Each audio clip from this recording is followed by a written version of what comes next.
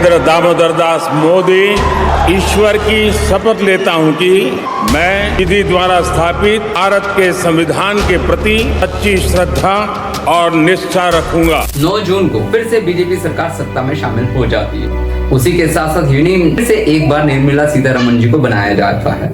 I, Nirmala Sitharaman, do swear in the name of God that I will bear true faith and allegiance to the Constitution of India as by law established. उसके बाद लोगों को wait होता है 23 जुलाई 2024 का, क्योंकि इस दिन बजट आना होता है और इसका सबसे ज्यादा इंतजार अगर कोई कर रहा था इस बार, वो थी मिडिल क्लास फैमिली।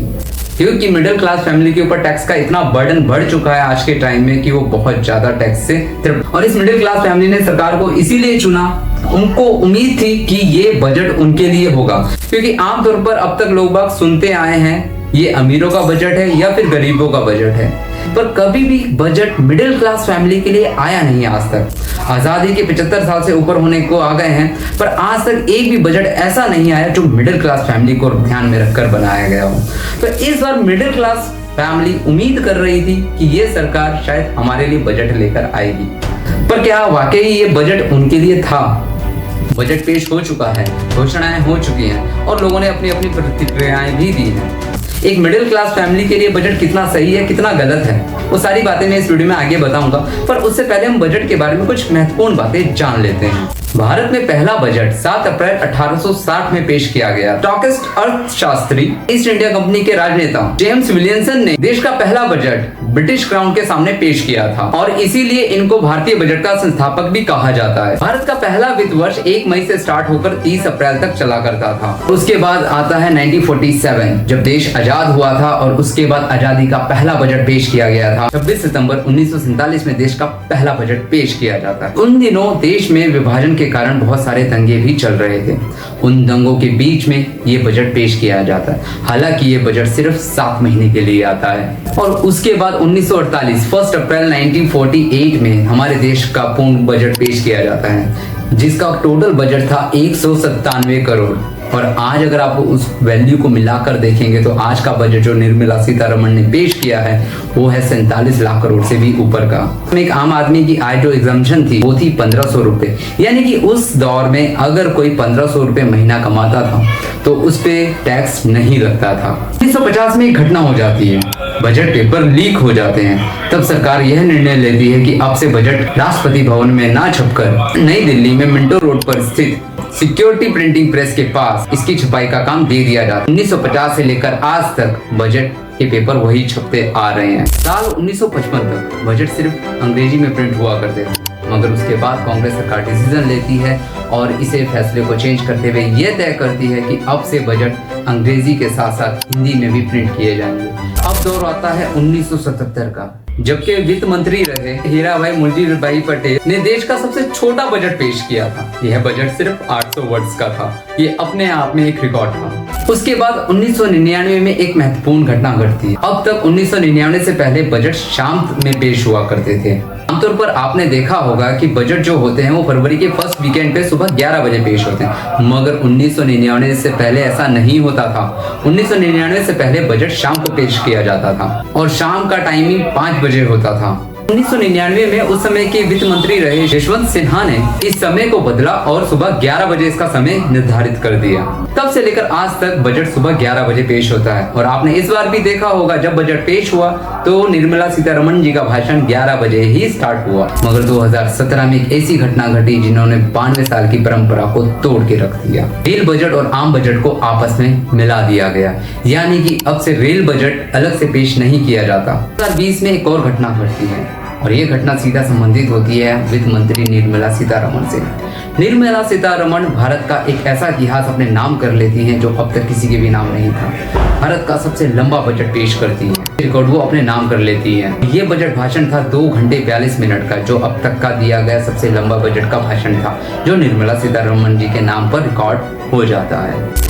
एक बात और बताता हूँ, अब तक जितने भी बजट पेश हुए हैं वो 91 है। करंट बजट को छोड़ दें तो अब तक 91 टाइम बजट पेश हो चुका है। जिसमें से 77 बार रेगुलर बजट आया है और 14 बार अंतरिम बजट पेश किया गया।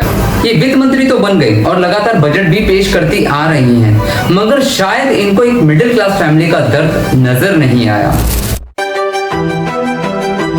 So as a broker, when we are putting a trade for retail investor, we are attracting number of taxes: CGST, IGST, stamp duty, STT, long-term capital gain tax.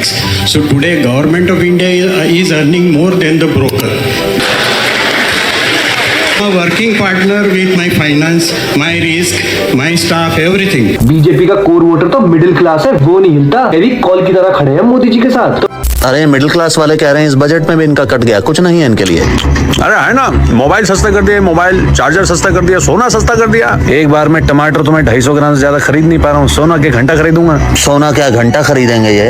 अरे office वाले लोग हैं ये, इनकम टैक्स क्यों नहीं कम किया? अरे तो 0 टैक्स है ना, 3 लाख कमाओ, टैक्स बचाओ। बिहार को ब्रिज गिरवाने के पैसे दिए। बिहार को ब्रिज गिरवाने के पैसे दिए हैं? अरे पिछले ब्रिजेस के लिए उन्होंने माफी मांगी है। अरे वहाँ के इंजीनियर ब्रिज बनने से पहले उनके ब्रिज गिर जाते हैं, इतना मोटा उनको क्यों दिया? और जो पिछली बार की टैक्स स्लैब थी ना, उसमें बस 2 पैसे का ऊपर नीचे कर दिया इन्होंने। 2 पैसे का टैक्स स्लैब में तुमने ऊपर नीचे कर दिया है, क्या है ये?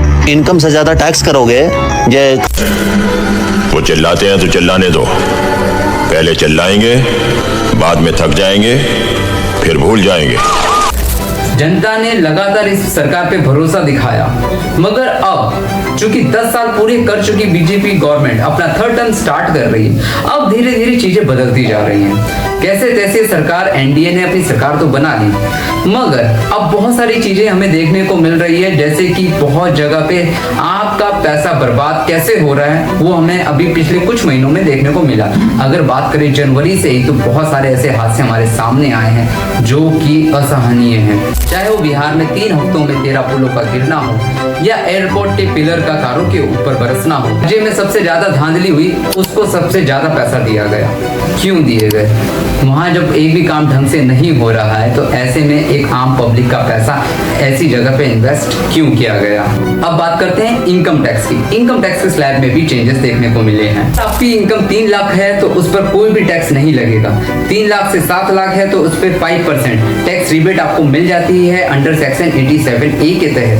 अगर आप 7 लाख से 10 लाख के बीच में आते हैं तो अब आपको देना होगा 10% टैक्स, और अगर आप 10 लाख से 12 लाख के बीच में आते हैं तो आपको भरने पड़ेंगे 15%, और अगर आपकी इनकम 12 लाख से 15 लाख के बीच में आती है तो आपको देना होगा 20% टैक्स, और अगर आप 15 लाख से ऊपर कमाते हैं तब आप पे लगेगा 30% टैक्स। 15 लाख तक वालों को 10% के उसमें रखे, और जो 15 लाख से 20 लाख के बीच में आते हैं उन पे 20% लगाए, और जो 20 लाख से ऊपर कमाते हैं उनको 30% में रखे। मगर सरकार ने ऐसा कुछ भी नहीं किया। जो स्टैंडर्ड डिडक्शन 50,000 की होती थी उसमें 25,000 और बढ़ा दी है, अब वो स्टैंडर्ड डिडक्शन हो जाती है 75,000 की।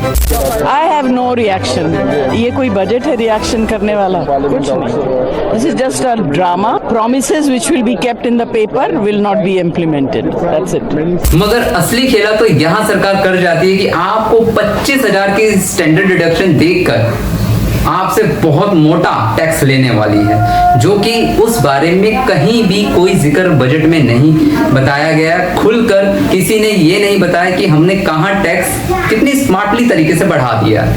इन्होंने क्या किया है, लॉन्ग टर्म कैपिटल पर जो 10% टैक्स लगता था उसे 2.5% और बढ़ा दिया है, यानी कि वो 10% की जगह 12.5 कर दिया। और शॉर्ट टर्म कैपिटल पर जो टैक्स 15% था उसे सीधा 5% बढ़ा दिया, यानी कि वो सीधा 20% कर दिया है। और बहुत महत्वपूर्ण, हाथ जोड़कर विनती करना चाहूंगा, restore indexation on long term capital gain. Ma'am, पूरे दुनिया में इन्वेस्टर्स को इन्वेस्टमेंट्स करने के लिए प्रमोट करने के लिए इंसेंटिवाइज किया जाता है। इस देश में इंडेक्सेशन हटाकर हम इन्वेस्टर क्लास को डिसइंसेंटिवाइज कर रहे हैं इन्वेस्ट करने के लिए। इंडेक्सेशन हटाना टैक्स लगाना नहीं है, इन्वेस्टर्स को पीनलाइज करने जैसा है। जो लोग खुश हैं आज कि कैपिटल गेन टैक्स को 20% से घटाकर 12.5 कर दिया है, उनके लिए मैं एक उदाहरण लाया हूं। इस उदाहरण के माध्यम से हम समझ जाएंगे कि कैसे इंडेक्सेशन हटाना इस देश के इन्वेस्टर को एक बहुत बड़ी उसकी जेब पे डाका डालने जैसा है। 1 करोड़ रुपए का एक मकान खरीदा, वो मकान की दर 6% के हिसाब से बढ़ती गई उसकी वैल्यू, और आज वो मकान जो 1 करोड़ का आपने 2001 में खरीदा था वो आज 4 करोड़ 17 लाख रुपए का हो गया। अब दो सिनेरियो हैं, एक इंडेक्सेशन का सिनेरियो जिसमें आप बेचें उस पर टैक्स लगे, और एक नया सिनेरियो जिसमें आप उसे बेचेंगे तो नई रेट के अकॉर्डिंग उस पर टैक्स लगेगा। मैं पहले पुराने सिस्टम के हिसाब से, इंडेक्सेशन वाले सिस्टम के हिसाब से उस पर कितना टैक्स लगेगा वो आपको बताना चाहता हूं कि इंडेक्सेशन वाले फॉर्मूले से आपको कुल टैक्स 10,80,000 रुपए देना पड़ता है। मैं उसमें sale price 4 crore 17 lakh, cost price 1 crore, मुनाफा 3 करोड़ 17 लाख, उस पर 12.5% टैक्स, यानी कि टैक्स कुल मिलाकर आपका बनता है 39,62,000। एक मिडिल क्लास फैमिली को कितने तरह के टैक्स देने होते हैं वो बता देता हूँ, गिनते गिनते शायद थक जाएंगे तो नोट कर लीजिएगा। घर लूं तो हाउस टैक्स, रजिस्ट्री टैक्स, गाड़ी लूं तो रोड टैक्स, पेट्रोल टैक्स, कहीं जाऊं तो टोल टैक्स, कुछ खाऊं तो सर्विस टैक्स, कहीं पार्लर जाऊं तो लग्जरी टैक्स, पिक्चर देखूं तो एंटरटेनमेंट टैक्स। जब एक बार सैलरी से काट लिया टीडीएस तो हर बार बात बात पे क्यों चुकाऊं टैक्स? अब कोई इनसे पूछे 2023 में सोने का, 2023 में सोना लगभग 60,000 रुपए के करीब था, आज वो लगभग 72,000 प्लस है। तो ऐसे में इंसान सोना कहां से खरीद लेगा? आपकी सिर्फ एक कस्टम ड्यूटी कम करने की वजह से क्या सोना सस्ता हो गया? चांदी भी पिछले साल के मुकाबले 17% से ज्यादा महंगी हो चुकी है, दूध भी 2.5% ज्यादा महंगा हुआ है। जैसे ही ये बजट आया, बजट का असर शेयर मार्केट में भी देखने को मिला। बजट के आते ही शेयर मार्केट दोपहर के बाद से गिरना शुरू हुआ और अब तक थोड़ा थोड़ा रोज ही गिर ही रहा है। वहीं 2014 में जो सिलेंडर लगभग 450 रुपए में आपके घर पहुंच जाता था, मोदी सरकार आई तो सबसे पहले अमीरों को कहा कि आप अपनी सब्सिडी छोड़ दीजिए। जनता को इस फैसले से काफी खुशी हुई कि भाई जो सब्सिडी के हकदार नहीं है उनको सब्सिडी क्यों देनी, मगर धीरे धीरे यह चीज उनसे भी छीन ली गई। आज एक अमीर को मिलने वाला सिलेंडर और एक मिडिल क्लास फैमिली को मिलने वाला सिलेंडर, दोनों के प्राइस में कोई डिफरेंस नहीं है। यहाँ तक एक बहुत बड़े न्यूज एंकर सुधीर चौधरी ने भी इस बजट को लेकर मजाक उड़ाया है। इस समय जनता वाकई इस बजट को लेकर नाखुश नजर आ रही है और सरकार अगर इसे जल्दी चेंज करने का फैसला नहीं लेती तो डेफिनेटली आने वाले चुनावों में भी उनको इसका हर्जाना देखने को मिलेगा, क्योंकि पब्लिक राहत चाहती थी और मिडिल क्लास का बजट चाहती थी, जो कि ये बिल्कुल नहीं था। आज के लिए इस वीडियो में इतना ही। उम्मीद करता हूं आपको ये वीडियो पसंद आया हो। अगर पसंद आया तो प्लीज इस चैनल को सब्सक्राइब कर दीजिएगा और बेल आइकन को जरूर दबा दीजिएगा।